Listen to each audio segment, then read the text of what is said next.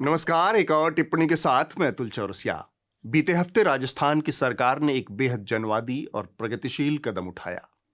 राजस्थान की विधानसभा में right to health bill pass किया गया। उस नए बिल के तहत राजस्थान के निवासियों को सबसे अहम सुविधा यह हासिल होगी कि आपातकाल या फिर आकस्मिक घटना की स्थिति में किसी भी सरकारी या फिर चुनिंदा निजी अस्पतालों में इलाज मुफ्त करवा सकेंगे। प्राइवेट अस्पताल उन्हें इलाज देने से इनकार नहीं कर सकते। बाद में इलाज का पैसा सरकार संबंधित अस्पताल को देगी। इसके बाद बवाल हो गया।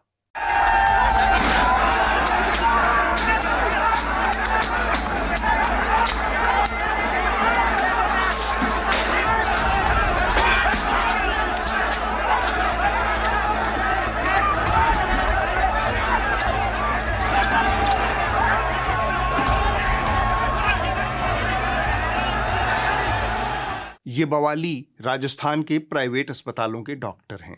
इस बिल में कई तरह के प्रावधान हैं। मसलन स्वास्थ्य सेवाएं जैसे परामर्श, दवाएं, आपातकालीन एम्बुलेंस और आपातकालीन देखभाल सभी सरकारी स्वास्थ्य संस्थानों और चुनिंदा निजी अस्पतालों में तय नियम और शर्तों के तहत उपलब्ध होंगी। प्रस्तावित कानून यह भी सुनिश्चित करता है कि राजस्थान के सभी निवासी बिना किसी अग्रिम भुगतान के आपातकालीन उपचार हासिल करने के हकदार हैं। कोई भी सरकारी या फिर निजी अस्पताल कानूनी बहानों की आड़ में इलाज को टाल नहीं सकता। यह कानून राजस्थान के निवासियों को कुल 20 अधिकार प्रदान करता है। इसका उद्देश्य भारतीय संविधान के अनुच्छेद 47 और 21 का लाभ नागरिकों तक पहुंचाना है, जिसके तहत नागरिकों के स्वास्थ्य और जीवन के बुनियादी हक को सुनिश्चित करना राज्य की जिम्मेदारी है। लोगों को ये अधिकार दिया गया है इस बिल के जरिए कि कोई भी अस्पताल या डॉक्टर मरीज को इलाज के लिए मना नहीं कर सकता। इमरजेंसी में आए मरीज का पहले इलाज होगा। बिल अगर कानून बनता है तो अस्पताल आने पर मरीज को रकम डिपॉजिट नहीं करनी होगी।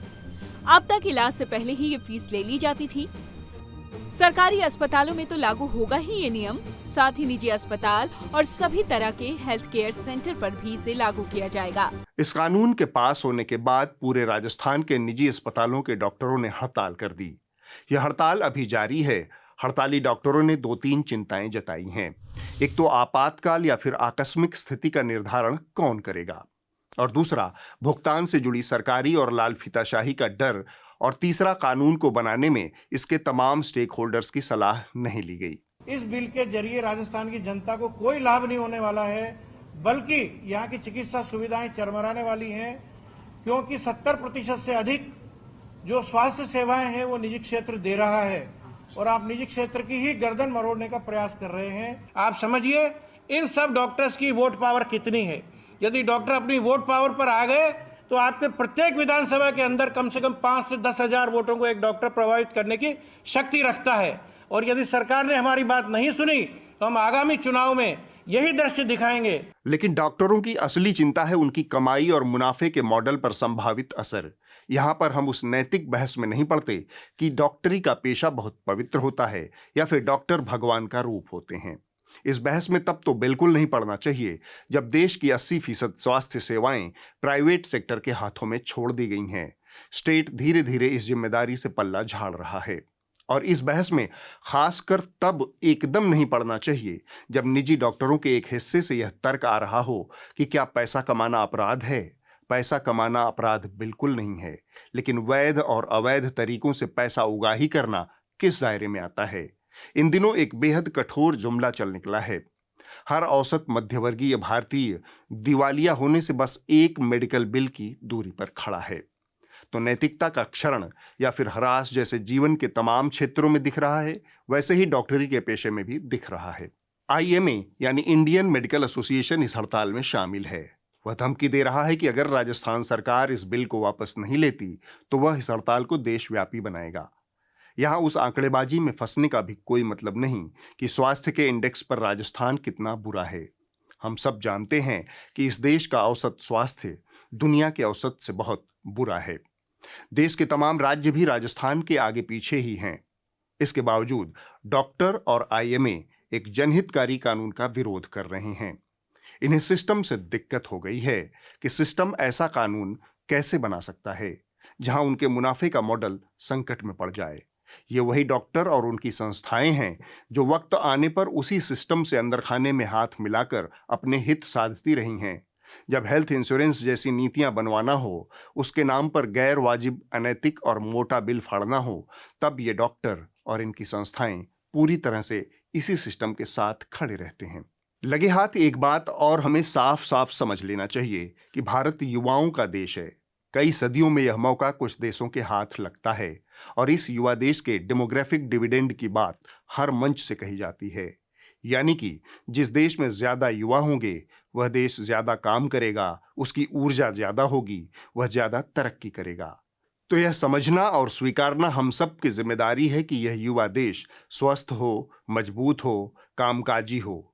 लूले लंगड़े, कमजोर, अस्वस्थ पीढ़ी को लेकर कोई देश बहुत दिनों तक विकास के मुगालते नहीं पाल सकता, और अगर पालता है तो यह डेमोग्राफिक डिविडेंड जिसे आज अवसर बताया जा रहा है वह अभिशाप भी बन सकता है।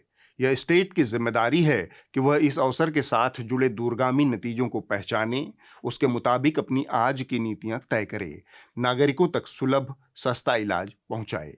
राजस्थान सरकार ने सही दिशा में कदम उठाया है।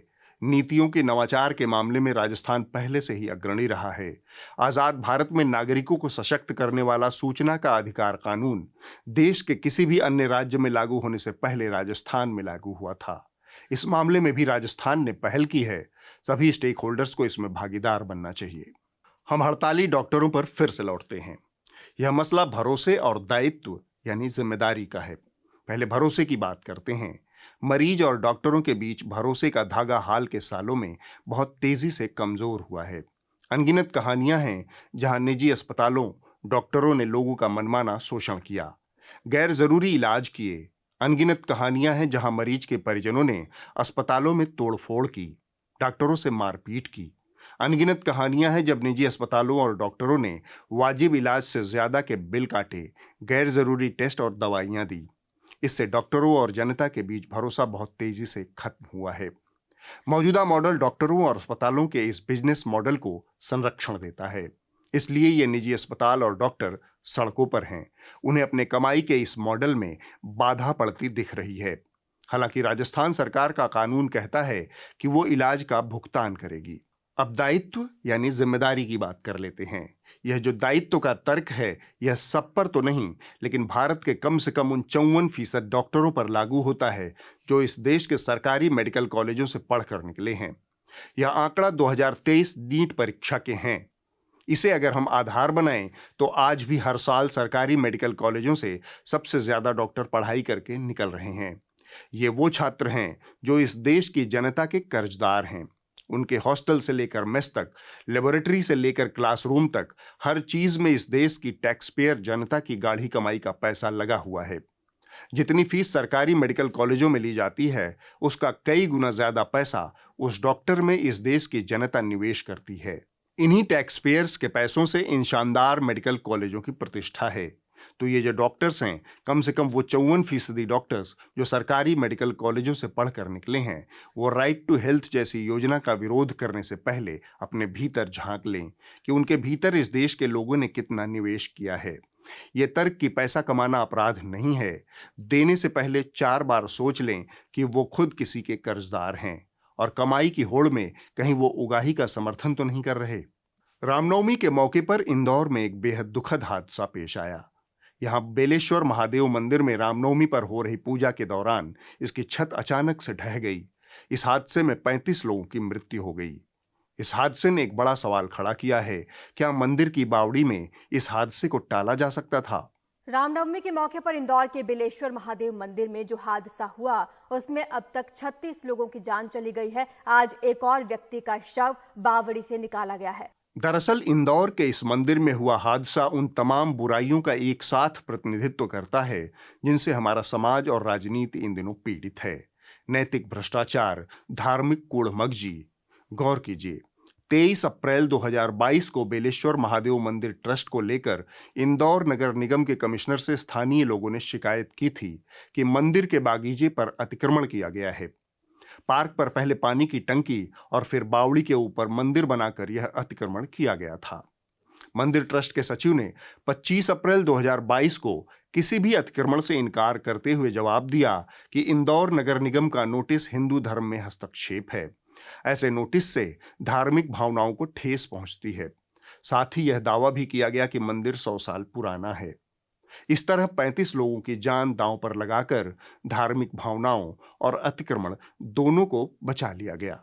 जब इनको नोटिस दिया गया तब इन्होंने कहा था कि धार्मिक भावनाओं को भड़काएगा। और ये वो छज्जे का, ये आप ऊपर ये जो छज्जा आप देख रही हैं, छज्जे के नीचे ये जो 60 फीट गहरी बावड़ी थी, इसी के ऊपर चिपिंग करके और 4 लोहे के गर्डर लगाकर, और वो छड़े अगर आपको दिख रहे होंगे, कैमरे पर सहयोगी से कहूँगा नीचे थोड़ा पैन करें अपने कैमरे को, और वहाँ पर आपको दिख रहा होगा, इसी को ढक करके एक चबूतरा बनाया गया था जहाँ काफ़ी दिनों से पूजा हो रही थी।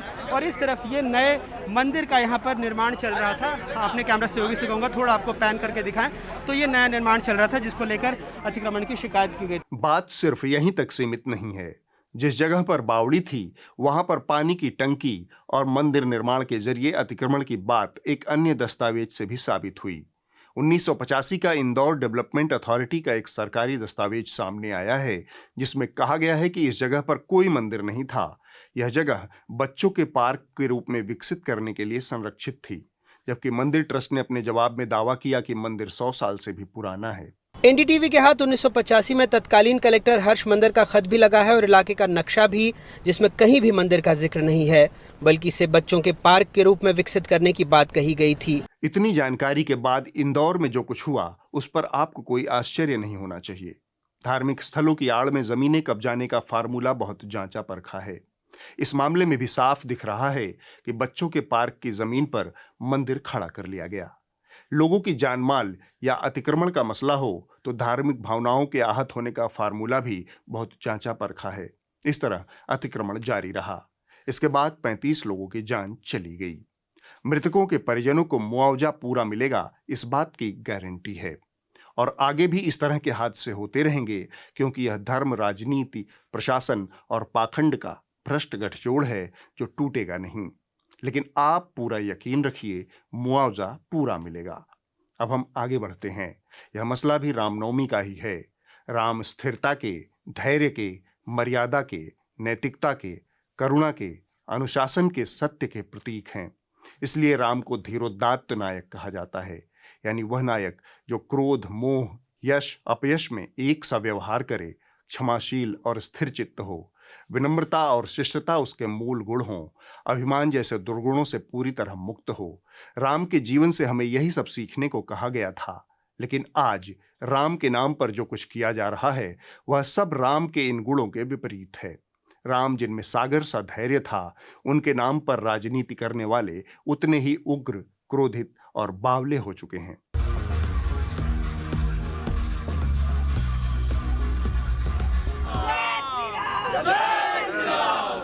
रघुपति रामचंद्र की जय। रघुपति रामचंद्र की जय।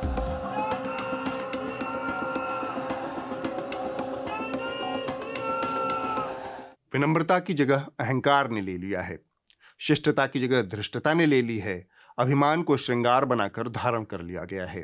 एक मिनिट पॉइंट नहीं रखो, आ बाजू कॅमेरा फेरो आणि ती पत्थराचे અને સૌપ્રથમ બીજી વસ્તુ એ કે જે અમારા વિશ્વ હિન્દુ પરિષદના એક પણ કાર્યકર્તાની ધરપકડ થઈ, યાદ રાખજો અમારો કોઈ વાંક નથી। 2002 ગુજરાત વડોદરાને ઘેરી વળીશું ધંધે ચોવેલી જાતને પથ્થર મારો, મસ્જિદ પાર્ટી ચાલુ તો પથ્થર મારો। જ્યારે ગૌ રક્ષકની રેલી અહીંયા લગીન પોપડી રેલી અહીંયા લગીન પહોંચી, આ નહીં, આ પાકિસ્તાન નથી, આ ભારત છે, હિન્દુઓનું ભારત છે। બંદોબસ્ત એક જ નતો, બંદોબસ્ત બાંડીઓને કાઢીને મારશો પોલીસની ચોવેલી જાતને, બંદોબસ્ત પોલીસની હાજરીમાં। પોલીસને કહેવા માંગુ છું, ગુજરાત પોલીસને કર્ણાવતીમાં દોડાઈને માર્યા હતા, ભૂલશો નહીં। કર્ણાવતીમાં તમારી પોલીસને દોડાઈને મારી છે। મટન બિરયાની, ચિકન બિરયાની, ના વ્યવહારો બંધ કરી દો હરામનું ખાવાનું અરે અમારા આ સુન્નતોની औलादोનું ખાવાનું બંધ કરો અને મારા એક પણ કાર્યકર્તાની જો ધરપકડ થઈ આખું વડોદરા ભડકે ભરશે। मर्यादा पुरुष के नाम पर हर वो मर्यादा तोड़ी जा रही है जिसका बने रहना हमें इस देश के बने रहने की गारंटी देता है। लेकिन राम अब इस देश में सिर्फ सियासत का औजार हैं। उनकी आड़ में हर अधर्म जायज है, हर हिंसा वाजिब है। संभव है कि इस साल रामनवमी के मौके पर जो नंगा नाच हुआ उसमें आपको सिर्फ बंगाल और बिहार दिखा हो। सबसे पहले आप ये तस्वीरें देखिए जो पश्चिम बंगाल के हावड़ा से आई हैं, जहां रामनवमी के मौके पर एक जुलूस निकाला जा रहा था। लेकिन आरोपों के मुताबिक इसी दौरान मुस्लिम समुदाय के कुछ लोगों ने जुलूस पर पथराव शुरू कर दिया। तो ममता बनर्जी सहित बहुत से नेता है जो कहते हैं रमजान चल रहा है, खबरदार जो किसी के मुसलमान घर को निशाना बनाने की कोशिश की है। अरे यही बात आप मुसलमानों को कह पाएंगे कि खबरदार जो पत्थरबाजी की रामनवमी के जुलूस पर? हमारे खबरिया चैनलों की हैसियत अब इतनी ही रह गई है कि वो विपक्ष शासित राज्यों की तस्वीरें लूप में चलाएं और विपक्ष से सवाल पूछते रहें। पत्रकारिता का वह मूल चरित्र इन लोगों ने गिरवी रख दिया है। जहां सत्ता से सवाल पूछने की परंपरा थी, उसको आईना दिखाने की जिम्मेदारी थी, जैसे तिहाड़ शिरोमणि का यह शो। और हमारे देश के नेता भारत की धर्मनिरपेक्षता को लेकर इतनी राजनीति करते हैं, तो वो इस पर आज चुप क्यों है? आज विपक्ष का कोई भी नेता ये क्यों नहीं पूछ रहा? और जहां कुछ भी हाथ न लगे वहां सेकुलरिज्म को गाली दे लीजिए कि हमारे देश के इन इलाकों को धर्म के आधार पर किसने बांटा? मुस्लिम इलाकों का निर्माण कब हुआ? ये हमारे देश के अंदर ही ये नए बॉर्डर कब बने? ये नए इलाके कब बने? और अगर ऐसा ही चलता रहा तो हमें अपने ही देश के इलाकों में, इस तरह के इलाकों में जाने के लिए वीजा लेना पड़ेगा, नया पासपोर्ट बनवाना पड़ेगा। इस व्यक्ति को कुछ कहने सुनने का अब कोई फायदा नहीं है। कुछ बातें हम आपस में ही समझ लें। कोई देश उतना ही सेकुलर या फिर कम्युनल होगा जितना उस देश का सत्ता वर्ग। सेकुलरिज्म का जवाब विपक्ष से मांगने की हिमाकत करने से पहले तिहाड़ शिरोमणि को अपने भीतर झांकना चाहिए कि उस सेकुलरिज्म को बचाने के लिए खुद उसने अब तक क्या किया है। और अगला सवाल इसे देश के सत्ताधारी वर्ग से करना चाहिए, वह इस सेकुलरिज्म का कितना सम्मान करता है। उस टैग का नाम था, और पूरी तरह नकली, उस टैग का नाम था सेकुलरिज्म। आपने देखा होगा 2014 से 19 आते आते उस पूरी जमात ने बोलना ही बंद कर दिया। इस चुनाव में एक भी राजनीतिक दल सेकुलरिज्म का ये नकाब पहन करके देश को गुमराह करने की हिम्मत नहीं कर पाया। मुस्लिम इलाकों में सेकुलरिज्म खोज रहे तिहाड़ शिरोमणि को पहले एक सवाल खुद से करना चाहिए कि वो कौन लोग हैं जो मुस्लिम इलाकों से हिंसक नारेबाजी करते हुए राम की झांकी निकालते हैं। वो किस राम की सेवा कर रहे हैं? अगला सवाल इससे भी ज्यादा महत्वपूर्ण है। इस देश के खबरिया चैनल देश को 12 महीने सांप्रदायिकता की भट्ठी में झोंकने का जरिया बन गए हैं।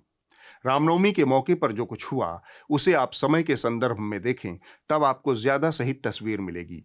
साल 2018 से 2020 के बीच बिहार में रामनवमी के आसपास सबसे ज्यादा दंगे हुए, क्योंकि उस साल बिहार में चुनाव थे। इसके बाद रामनवमी पर दंगे बंद हो गए। यही हालत पश्चिम बंगाल की थी। वहां पर 2019 से 2021 के बीच रामनवमी और दुर्गा पूजा पर दंगे की स्थितियां बनी। चुनाव खत्म होने के बाद शांति आ गई। अब जब पूरा देश लोकसभा चुनाव के मुहाने पर है, तब फिर से पूरे देश में हिंसा का उफान पैदा किया जा रहा है। इस स्थिति को समझना होगा।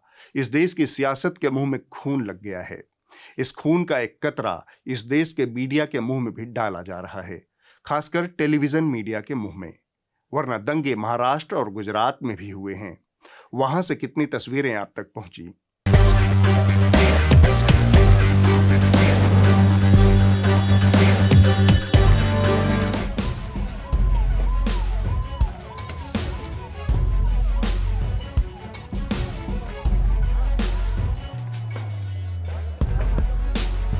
रामनवमी और बंगाल का मसला आया तो बंगाल वाले एबीपी न्यूज में रूबिका लियाकत की कथा सुन लीजिए।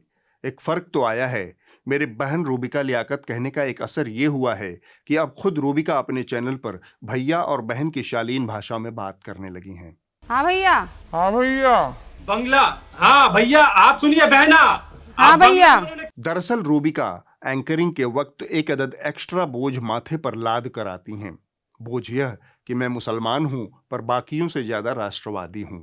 यह साबित करने का दबाव इनके लगभग हर शो में साबित हो जाता है, खासकर अगर इनके पैनल में कोई मुसलमान हो और वो विपक्षी दल से हो। तब इनके माथे पर लदा यह अदृश्य बोझ नैतिक कर्तव्य का रूप धारण कर लेता है। फिर ये खुद को अंतिम राष्ट्रवादी साबित करने का कोई भी हथकंडा जाया नहीं करती। मैं और जिस वक्त मैं आपसे बात कर रही हूं, मैं माथे पर बिंदी लगाकर बैठी हूं और रोजा भी किए हुए हूं। बिंदी पहनकर रोजा रखना दबाव का पहला चरण है। बिंदी लगाकर रोजे का ऐलान करना राष्ट्रीय चैनल पर उस दबाव का अगला चरण है। लेकिन इस दबाव का अंतिम निष्कर्ष यह नहीं कि रोजे की महत्ता को अपने भीतर उतारा जाए, आप तो वचनों से बचा जाए, संयमित व्यवहार और चारित्रिक बल को मजबूत किया जाए। इसका अंतिम निष्कर्ष है कुकुर झौं-झौं। नहीं, आपको शर्म आनी चाहिए। आपको दूसरी बात आप नहीं सुनूंगी। बेशरम, ये बेशरम झूठ जो है। नहीं, रुक जाइए, रुकिए। तौसीफ खान वहीं रहना, कहीं जाना मत, भागना मत, यहीं रुकना। बहरहाल इन लोगों ने कसम खा रखी है कि हम नहीं सुधरेंगे। इनके सुधरने का एक ही रास्ता है कि ये व्यवस्था बदले, मीडिया का यह मौजूदा सिस्टम बदले। जब तक पत्रकारिता सरकारों और कॉरपोरेशन के विज्ञापन पर निर्भर रहेगी, तब तक इसी तरह की हुड़कचुल्लू पत्रकारिता होती रहेगी। इस व्यवस्था को बदलिए, जनता के द्वारा जनता के लिए मीडिया खड़ा कीजिए। सब्सक्रिप्शन ही इसका जरिया है जिससे आप भारतीय मीडिया की इस बर्बाद तस्वीर को सुधार सकते हैं। न्यूज लॉन्ड्री को आपका छोटा सा सब्सक्रिप्शन एक बड़े बदलाव का बायस बन सकता है। न्यूज लॉन्ड्री को सब्सक्राइब करें और गर्व से कहें, मेरे खर्च पर आजाद हैं खबरें। ऑक्सीजन वाली बहन श्वेता, नहीं समझे? वही नैनो चिप वाली बहन श्वेता। इस हफ्ते बहन श्वेता तोते उड़ा रही थी। तोते कुछ कुछ बोल भी लेते हैं, यह बात इनको उम्र के चौथे दशक में पता चली। हम रट्टू तोतों की कहानियां और कहावतें बेमतलब ही बचपन से सुनते चले आए।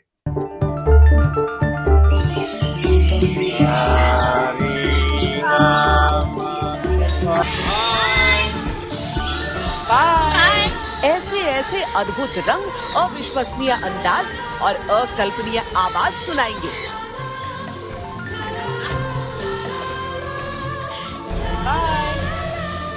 हमसे बाय बोलो, जाएं कि नहीं जाएं? फोटो। राम राम राम राम राम राम। चलिए, भारत माता की जय। बाबा का आश्रम न मिलता और सियासत के नैरेटिव से सेटिंग न होती तो शायद उम्र के चौथे दशक में भी यह ज्ञान इन्हें न मिलता। अब वक्त है इस हफ्ते की रिपोर्ट का। जो कही जा रही थी बातें कि अंदर में भी सोशल डिस्टेंसिंग का ख्याल रखा जाएगा। ट्रेनें तो खुल दी हैं, लेकिन कैसे? यह रिपोर्ट खबर लहरिया से है। यह कहानी उन बच्चों की है जिनका जन्म मध्य प्रदेश के छतरपुर के जंगली इलाकों में हुआ है। ये वो अभागे बच्चे हैं जिनका आधार कार्ड सिर्फ इस आधार पर नहीं बन सकता क्योंकि इनके माँ बाप के पास इनकी कोई वैध जन्म तिथि नहीं है। माँ बाप का कहना है कि हम अस्पतालों में नहीं जाते, हमारे बच्चे तो जंगलों के अंदर ही पैदा होते हैं, हम कहाँ से जन्म तिथि लाएं और कहाँ दर्ज कराएं। जब अस्पताल में हो तो जन्म तिथि बने, जब जन्म तिथि अब बाहर रहते हैं तो हो जाते हैं बाहर, तो अब कहाँ से बने? तो वो मांगते हैं जन्म तिथि की, तुम जन्म तिथि लाओ, तो हम कहाँ से पा जाएं तो जन्म तिथि दे। आधार कार्ड नहीं बन रहा है हमारे बच्चों के लिए। 4 बच्चों में किसी का आधार कार्ड नहीं है। किस तरह की दिक्कत हो रही, कौन कौन सी काम रुक? इतनी दिक्कत क्या बताएं, दिक्कत बहुत आती हैं। जैसे हम लोग बाहर रहते हैं, हमारा यही धंधा है खजूर काटने का, हम जंगल में रहते हैं, तो वो क्या है कि जंगल में बच्चे जन्म ले लिए, तो अब जन्म तिथि हमें कहाँ मिलेगी जंगल में? अस्पताल में हो तो मिले। फिर भी जन्म तिथि बनवाने के लिए हमने 3 साल से कम 8-10 हजार रुपए लगा चुके, यहाँ वहाँ से कार्ड मांग के, किसी से ले दे के, पर पटवारी के भी साइन बाकी है फाइल में, उसकी वजह से रुकी है, जन्म तिथि नहीं बन रही। अगले हफ्ते होगी एक और टिप्पणी। नमस्कार।